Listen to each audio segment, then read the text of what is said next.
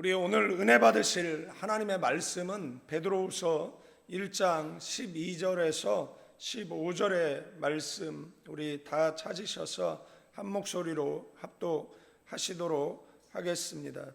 그러므로 너희가 이것을 알고 이미 있는 진리에 서 있으나 내가 항상 너희에게 생각나게 하려 하노라.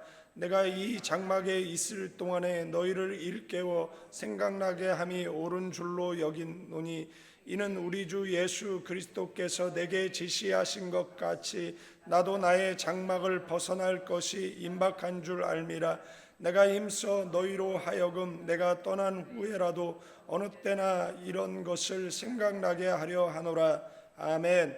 베드로후서 1장 12절에서 15절 말씀은 사도 베드로가 자기 생애의 마지막 순교를 앞두고 있는 무렵 성도들에게 신앙의 확실한 기초를 다시금 일깨워 주는 말씀이다라는 것입니다.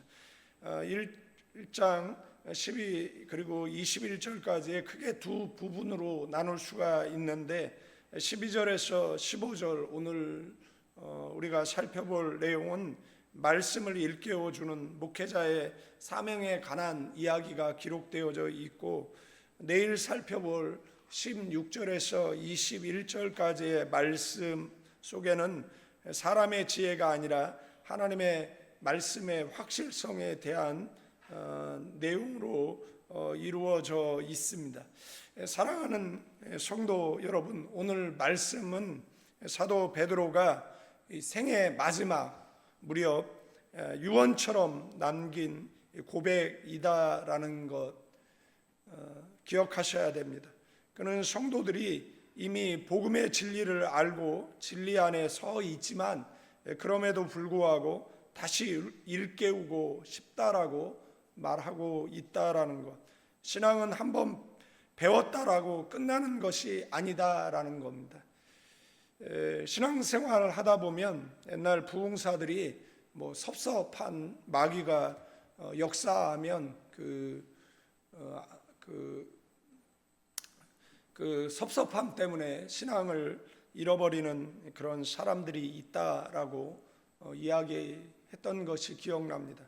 또한 우리가 신앙생활하면서 경계해야 될 것들이 있는데 그게 뭐냐라고 이야기했을 때 선줄로 생각하는 것입니다. 이제는 더 이상 배울 게 없다라고 생각하는 겁니다.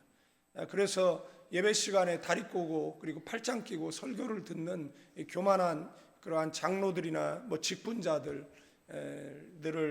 우리는 보게 되어진다라는 사실입니다. 그것이 결국은 그들의 신앙을 파손시킬 것이다라는 겁니다.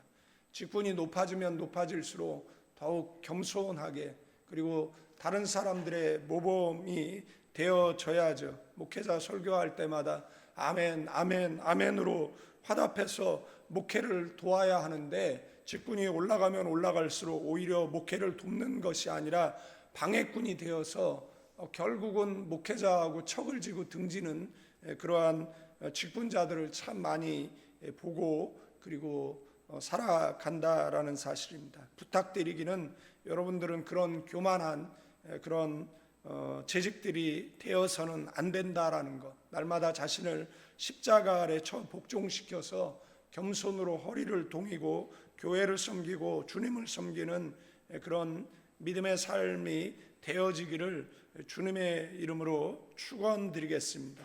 베드로는 끊임없이 그리고 반복해서 새기고 다져야 한다라고 그런 논조에서 오늘 12, 15절은 말씀해 주고 있습니다. 12절 말씀에 그러므로 너희가 이것을 알고 이미 있는 진리에 서 있으나 내가 항상 너희에게 생각나게 하려 하노라. 사랑하는 성도 여러분, 사도 베드로는 성도들이 이미 복음의 진리에 굳게 서 있다라고 인정하고 있다라는 것, 하지만 여기서 멈추지 말라라는 겁니다. 그는 내가 항상 너희에게 생각나게 하려 한다라고 말하고 있습니다. 왜 그렇죠? 왜 생각나게 하죠? 인간은 너무 쉽게 잊어버리는 망각의 존재이기 때문에 그렇습니다. 아이를 키워본 부모라면 잘 알 수 있을 것입니다. 하루에도 몇 번씩이나 손 씻어라, 옷 갈아입어라, 뭐 길 조심해라, 뭐 차 조심해라, 숙제해라, 공부해라, 이 말을 계속해서 반복하잖아요. 아이들은 잔소리처럼 들을지 모르지만 아이가 몰라서가 아니라 알면서도 잊어버리고 무시하기 때문에 신앙에도 마찬가지라는 거예요. 우리가 이미 알고 있는 말씀이지만 금세 잊어버리잖아요. 그래서 끊임없이 되새기고 반복해서 기억해야 하는 것이 말씀인 줄로 믿습니다.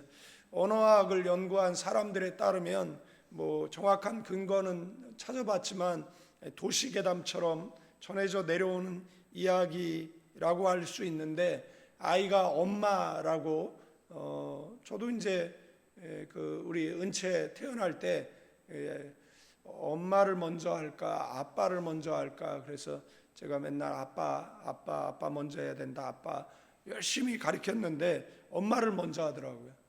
그 다음에 두 번째 할머니를 먼저 하더라고요.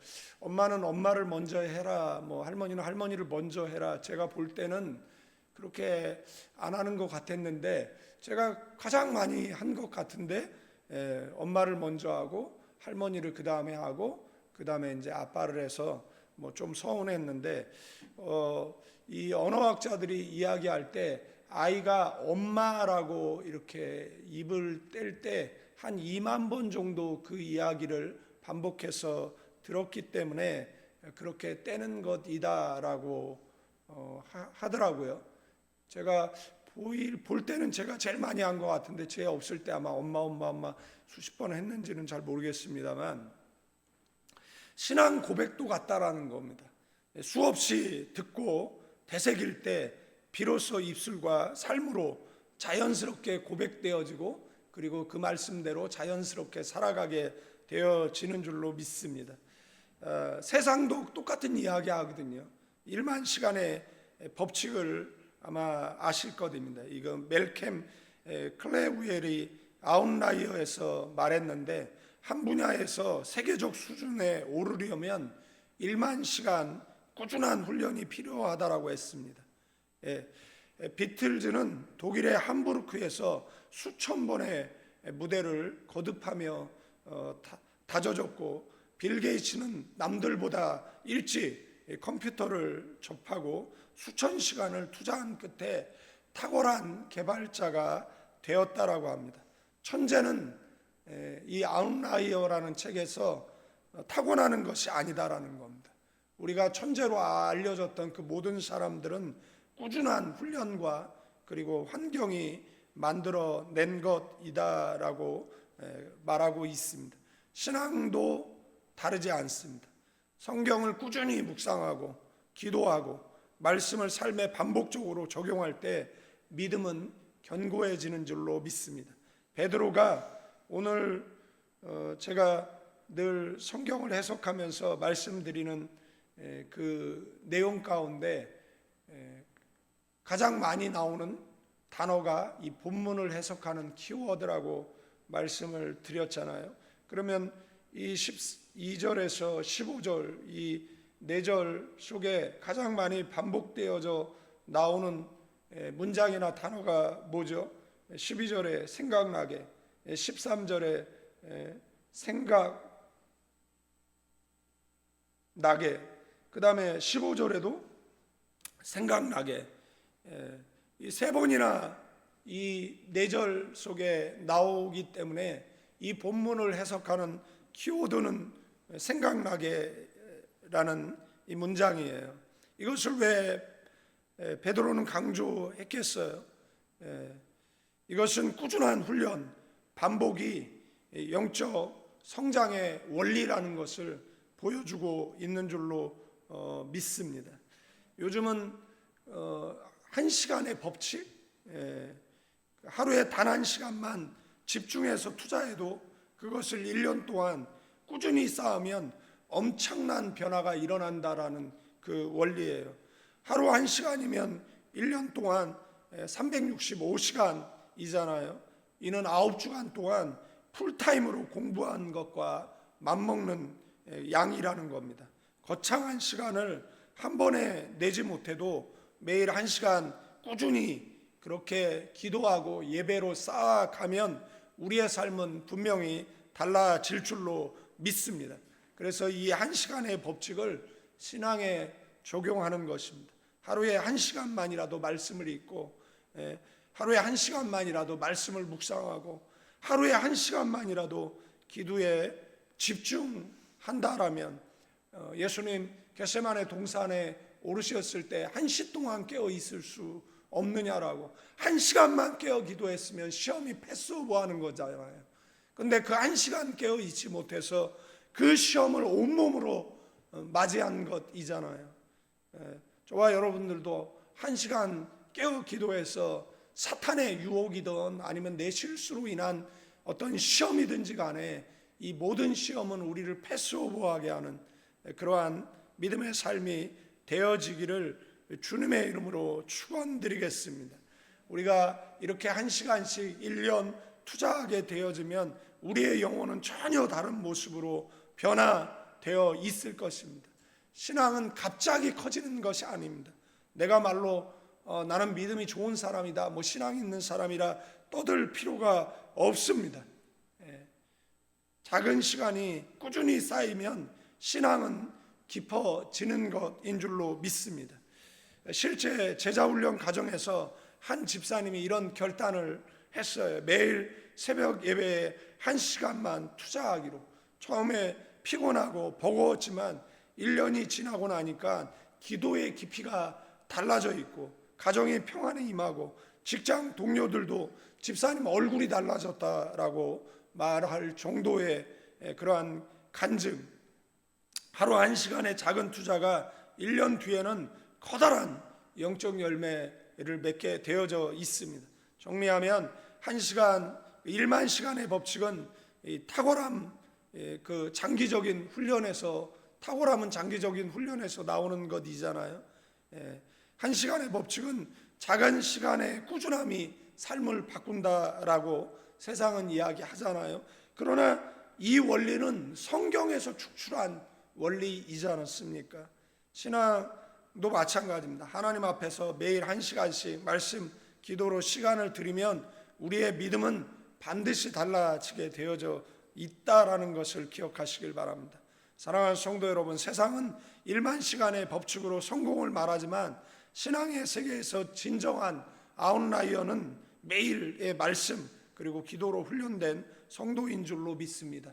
베드로처럼 죽기까지 말씀을 붙들고 우리 작은 시간이 쌓여 하나님 앞에 특별히 쓰임받는 인생 되기를 주님의 이름으로 축원드리겠습니다. 이 말을 언제 했다라고요? 14절에 보면 베드로 자신의 육체를 장막이라고 표현해요. 장막은 뭐죠? 임시 거주지라는 것이잖아요. 텐트를 이야기하는 것이잖아요. 예수님께서 요한복음 21장에 베드로의 순교를 예언하셨어요. 그리고 베드로는 자신의 죽음이 임박했음을 절실히 느끼고 있었어요. 그래서 더욱 간절하게 성도들에게 말씀을 한 것이잖아요.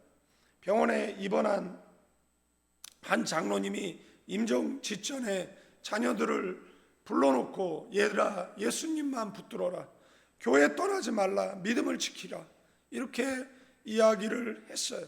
저희 어머니가 임종하는 그날 저희 누님 가운데 예수 안 믿는 누님 물끄러미 바라보면서 너는 나를 보고도 모르겠느냐라고, 50년 우상 숭배한 결과가 뭐냐라고, 예수 믿어라, 교회 가라, 그게 어머니의 누님을 향한 마지막 유언이었다라는 거예요. 베드로는 그런 심정으로 죽기 전에 말씀을 뭐한 거예요? 상기시켜 준 것이다라는 겁니다. 15절 말씀에 내가 떠난 후에도 너희로 하여금 기억나게 하려 한다. 이 떠남이라는 엑스돈이라는 단어인데 단순한 죽음이 아니에요. 하나님께로 가는 출애굽을 의미한다 라는 거예요. 죽음조차 베드로는 새로운 시작이라는 그러한 소망적 표현으로 이 엑소돈이라는 단어를 사용했어요. 그는 자신의 서신이 죽은 후에도 성도들의 마음을 붙들어 줄 것을 확신했어요. 말씀은 한 세대에서 끝나는 것이 아니라 계속 이어져서 다음 세대, 그 다음 세대, 그리고 마침내 우리 손에 주어졌고, 베드로는 우리에게도 목놓아 외치고 있다라는 사실을 기억하셔야 된다라는 것입니다. 우리는 지금도 수백 년 전 종교개혁자 루터의 글 찬송을 읽고 부르고, 루터는 이미 세상을 떠났지만 그의 고백과 진리의 가르침은 오늘 우리의 신앙을 일깨운다라는 것.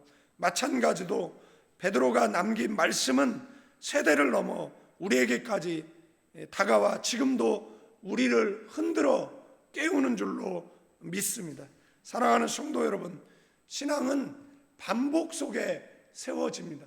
제가 설교를 해도 어떤 사람은 한 얘기 또 하고 또 하고 또 한다라고 할 수 있는데, 저는 미리 밝혔어요. 제 설교의 70%는 한 얘기를 또 하고 또 하고 또 하고 또 한다라는 겁니다.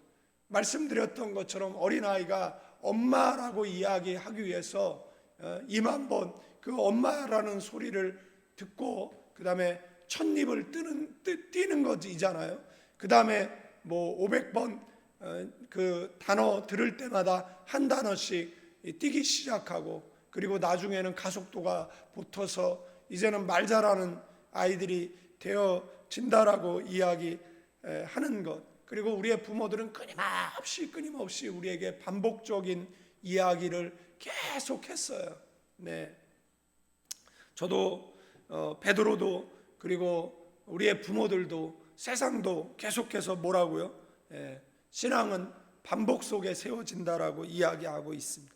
알고 있는 말씀이지만 잊지 않도록 날마다 다시 들어야 하고, 우리는 언젠가 장막을 벗고 떠나야 할 존재지만 그날이 오기 전까지는 뭐 해야 돼요? 말씀을 붙들고 살아야 하는 줄로 믿습니다. 그리고 우리가 남긴 말씀과 믿음의 흔적은 다음 세대에게 신앙의 유산으로 이어지게 되어질 줄로 믿습니다. 여러분들 예수 믿는 사람들 제사 안 드리고 뭐 하죠? 뭐 추도 예배, 뭐 가족끼리 그때 모여서 뭐 예배하고 간단한 식사할 때 무슨 이야기 하죠? 부모를 추억하죠. 우리 엄마는 이렇게 기도했는데, 우리 아버지는 이렇게 말씀대로 살았는데 우리는 지금 어떻게 살고 있는가?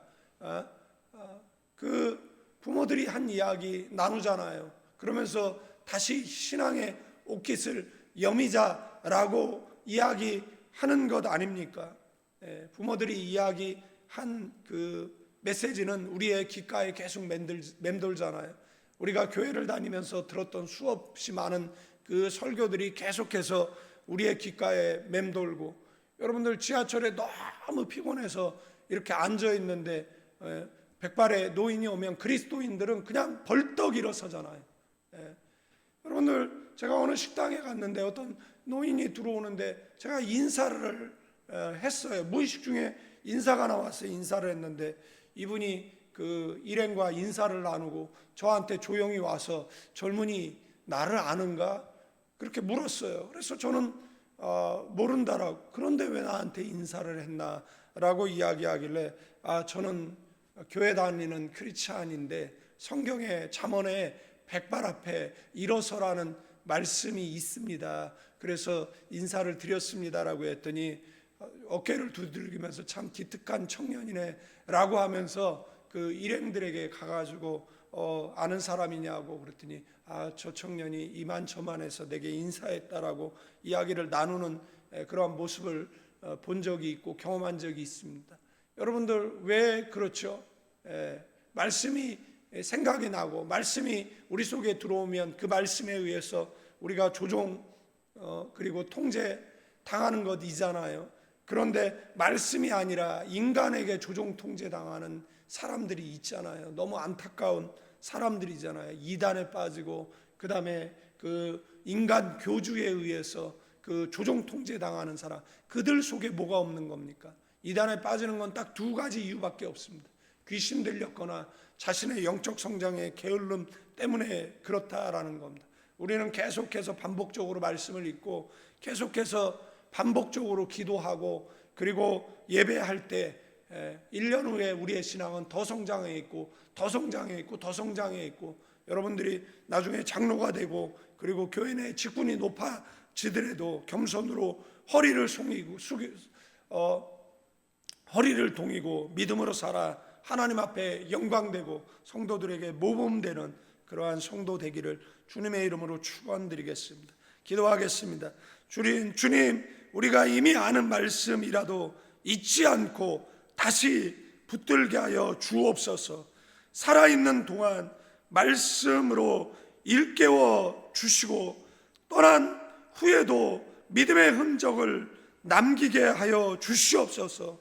우리의 장막이 벗어질 때 주님 품으로 가는 출애굽의 소망 가운데 서게 하여 주옵소서. 감사드리며 이제는 우리 주 예수 그리스도의 은혜와 우리 아버지 하나님의 극진하신 사랑, 성령님의 감화 감동 교통 충만 축복하심이 이 새벽에 기도하는 예배하는 믿음의 사람들 위해 이제로부터 영원까지 함께 계실지어다.